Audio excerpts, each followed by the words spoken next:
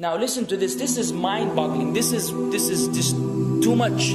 This hadith is too much. As in, it's so powerful.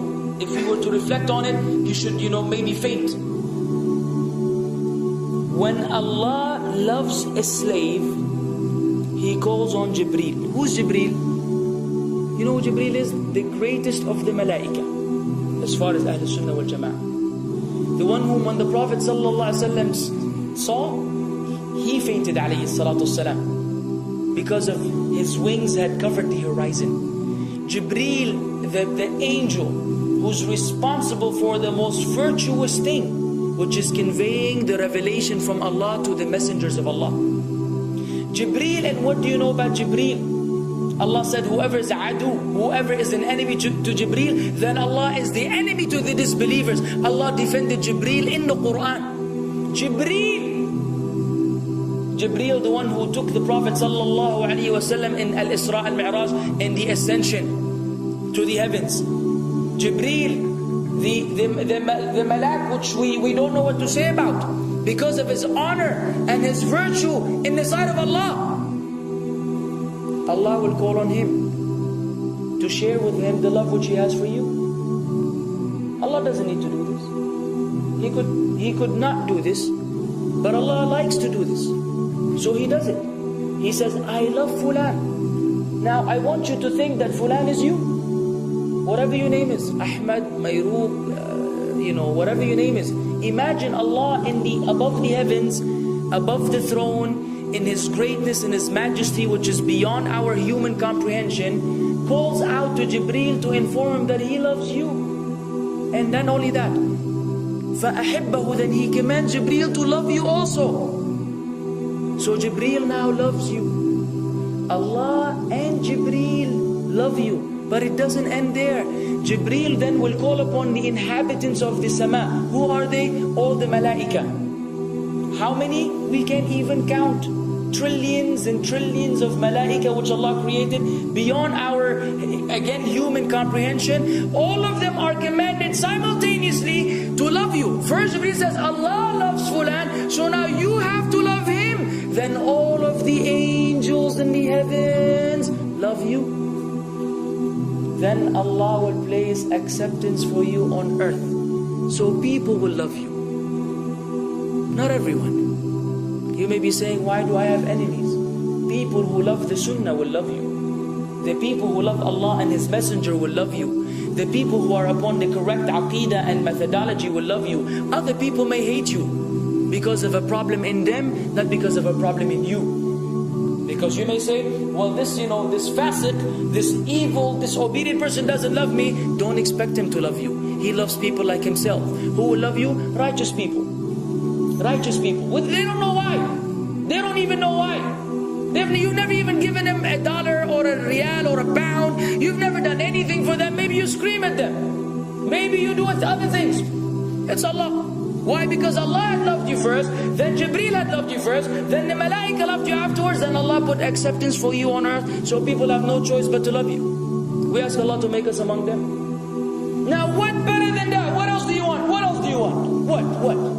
If you're a person whom Allah loves, in every movement you go, you do, you spray, you sleep, whatever you do, you are among those whom Allah loves and Jibreel loves and the angel loves. What else do you want, ya akhi? You're guaranteed success in this life and in the life to come. Guaranteed. No way Allah will punish you. No way. No way Allah will punish someone whom He loves. But the hadith doesn't stop. The hadith has a very saddening continuation, which we should seek refuge with Allah from. وَإِذَا أَبْغَضَ عَبْدًا, and if Allah hates a slave, He also calls on Jibreel. And He informs Jibreel that He hates this person. So He will command Jibreel to hate this person. Then Jibreel will tell the angels to hate this person. Then Allah will put hatred for him on earth. La ilaha illallah. Imagine you walking upon the planet, the face of the earth which Allah created, while Allah hates you, and the angels hate you, and Jibreel hates you, and the righteous people hate you. What a sad state for a human being. And ikhwan, we could be one of those as well. If prideful, arrogant, you are qualified for this hatred, because Allah does not love kulla mutakabbirin jabbar. Allah does not love the arrogant, the prideful. If you go against the sunnah, then Allah does not love those who go against the sunnah. If you don't observe taqwa, and you don't observe ihsan, and you don't observe tawbah and tatahur, then again we are disqualified. If you, many things which we can mention, many things which will bring about Allah's hatred and deprive us of Allah's love. It's a very sensitive situation, meaning right now, you have to be one of these two. Either Allah loves you or He doesn't. But there's always good news, even for those people whom we can be amongst. It's not too late because you're alive. It's not too late because it's Ramadan. It's not too late because you're breathing. Even if you led a life of someone who had attained Allah's hatred, if you were to return to Allah, then Allah will love you and be happier. He will be so happy with your tawbah than a man who lost his mount in the desert. Upon it was his food and his drink, and then he waited under a tree for death, and all of a sudden he opened his eyes and he sees his camel or his horse or whatever that was right in front of him, and he gets so happy. He said, Allahumma anta abdi wa ana rabbuka. Oh Allah, you are my slave and I am your Lord. Kufr. He said a statement of kufr, but the Prophet ﷺ said, أَخْطَأَ مِنْ شِدَّةِ الْفَرَحِ. He made a mistake because he's so happy. You know when you're so happy that you may say things against what you want to say? When you're so happy that you just, you say words that mean nothing to anyone? Allah is happier when you return to Him than that person. What else do we want? For how long are we going to stay away from Allah? For how long are we going to lead the life of the heedless? For how long are we going to go against the sunnah? What are you waiting for? Death? Death. حتى إذا جاء أحدهم الموت قال رب ارجعون لعلي أعمل صالحا فيما تركت كلا. Until when death comes to one of them, you say, oh Allah, allow me to return so that I may do good in that which I left behind. And it will be said to him, no, it's only a word. إِنَّهَا كَلِمَةٌ هُوَ قَائِلُهَا. It's nothing but a wish and a word he will have. It will not be fulfilled. Let us not wait for death, ya akhwan. If each one of us here, by Allah, if each one of us here acted upon the sunnah, lived according to the sunnah, and invited people to the sunnah, and enjoyed what is good, and forbade what is evil, wallah, we will make a major change in the city in which we live.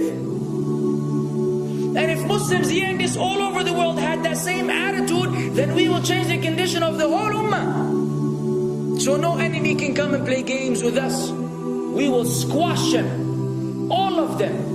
Because Allah will defend. إِن تَنْصُرُ اللَّهِ يَنْصُرْكُمْ وَيُثَبِّتْ أَقْدَامَكُمْ. If you aid Allah's deen, Allah will aid you and will keep your feet firm. But we don't even live according to the sunnah, let alone be given victory over the enemies. So we're being humiliated in everywhere we go in the world.